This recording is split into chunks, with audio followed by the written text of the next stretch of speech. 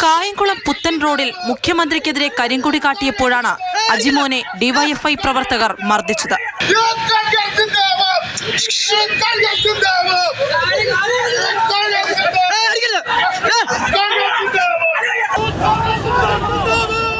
മുഖ്യമന്ത്രിയും സർക്കാരും CPM-ഉം നൽകുന്ന പ്രോത്സാഹനത്തിൽ ഡിവൈഎഫ്ഐയും പോലീസും നിയമം കയ്യിലെടുക്കുന്ന സ്ഥിതിയാണ് നവകേരള സദസ്സിൽ കാണുന്നത്. ആലപ്പുഴയിൽ KSU പ്രവർത്തകർക്കെതിരെ പോലീസ് നടത്തിയ ആക്രമണം കാണുക.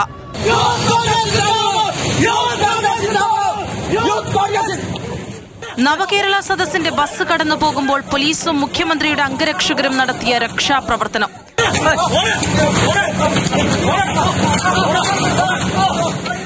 അംഗരക്ഷകരുടെ അക്രമത്തെ ന്യായീകരിച്ച മുഖ്യമന്ത്രി യൂണിഫോമിലുള്ള പോലീസുകാർ പ്രതിഷേധക്കാരെ മാറ്റുന്നത് മാത്രമേ കണ്ടുള്ളൂ. അതായത് എന്റെ വാഹനത്തിന്റെ മുന്നിൽ വന്ന കാര്യമാണ് ഞാൻ പറഞ്ഞത്. അപ്പോൾ സാധാരണ യൂണിഫോമിലുള്ള പോലീസുകാർ തടയുന്നതാണ് ഞാൻ കണ്ടത്. എന്റെ കൂടെയുള്ള പോലീസുകാരെന്ന് പറയുന്നവർ അവർ വളരെ മുന്നിലായിരുന്നു അന്നേരം. നേരെ ഈ പോലീസുകാരാണ് തടയുന്നത് ഞാൻ കണ്ടത്. ഇടുക്കിയിലെ ഫോട്ടോ ജേർണലിസ്റ്റ് ഏഞ്ചൽ അടിമാലിയെ ആക്രമിച്ചതും മുഖ്യമന്ത്രിയുടെ അംഗരക്ഷകർ.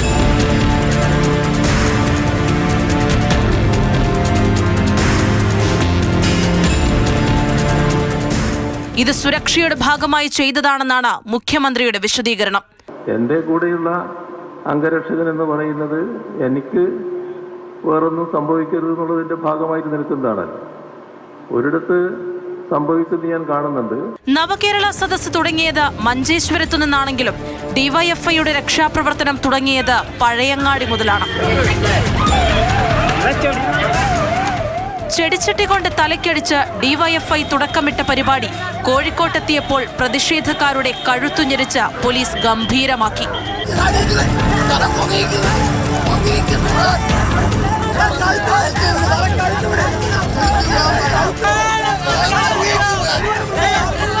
പിന്നീടുള്ള ദിവസങ്ങളിൽ കരിങ്കൊടി കാണിക്കുന്നവരെ മർദ്ദിക്കാൻ പോലീസും ഡിവൈഎഫ്ഐ പ്രവർത്തകരും പരസ്പരം മത്സരിക്കുകയും പരസ്പരം സഹകരിക്കുകയും ചെയ്തു.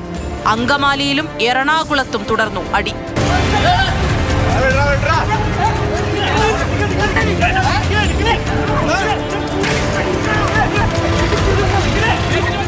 കൊച്ചി മറൈൻ ഡ്രൈവിൽ മുഖം നോക്കാതെ നടത്തിയ രക്ഷാപ്രവർത്തനത്തിൽ ആളുമാറി സ്വന്തം പാർട്ടിക്കാരനെ തന്നെ തല്ലി.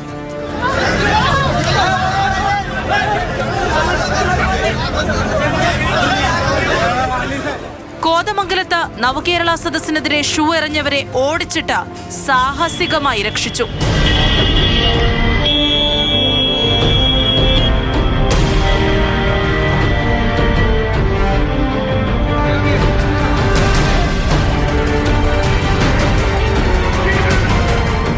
മുഖ്യമന്ത്രിയുടെ അംഗരക്ഷകർ പ്രതിഷേധക്കാർക്കു നേരെ അതിവേഗത്തിൽ വാഹനം ഓടിച്ചു കയറ്റിയും തല്ലിയും തള്ളിമാറ്റിയും നടത്തുന്ന രക്ഷാപ്രവർത്തനമാണിപ്പോൾ. ഈ രീതിയിലാണ് പോക്കെങ്കിൽ കോൺഗ്രസുകാരും രക്ഷാപ്രവർത്തനം തുടങ്ങേണ്ടി വരുമെന്ന് പ്രതിപക്ഷ നേതാവ് മുന്നറിയിപ്പ് നൽകുന്നു.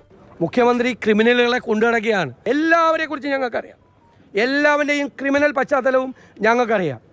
ഇനി ഞങ്ങളും ജീവൻ രക്ഷാപ്രവർത്തനം മുഖ്യമന്ത്രിയുടെ ഭാഷയിൽ ആരംഭിക്കേണ്ട സ്ഥിതിയിലേക്കാണ് കാര്യങ്ങൾ കൊണ്ടുപോകുന്നത്. വൈകിട്ടോടെ മുഖ്യമന്ത്രിയുടെ സുരക്ഷാ ഉദ്യോഗസ്ഥൻ സന്ദീപിന്റെ തിരുവനന്തപുരത്തെ വീട്ടിലേക്ക് യൂത്ത് കോൺഗ്രസ് നടത്തിയ മാർച്ച് അക്രമാസക്തമായി. പോലീസും പ്രവർത്തകരും തമ്മിൽ ഉന്തും തള്ളുമുണ്ടായി.